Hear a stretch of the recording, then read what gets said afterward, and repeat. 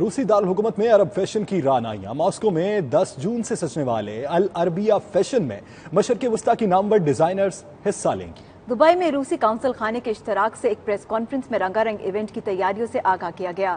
اسی پر دیکھیے سید مدثر کی یہ report.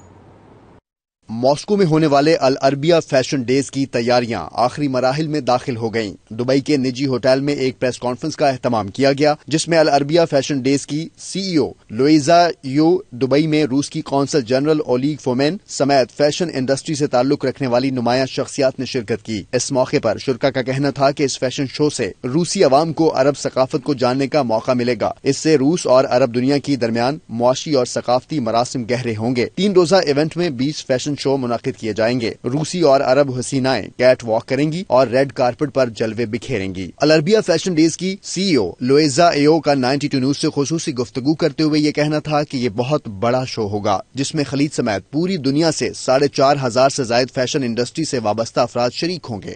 Our second edition will start in 10 till 13 June.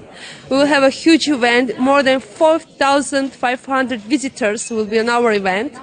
And we have a headliner, Amato and Michael Cinco. There's 2 famous designers from all over the world. We are waiting designers from all Gulf region, also from Pakistan, and some maybe we are talking with here now. So, but it's top secret now.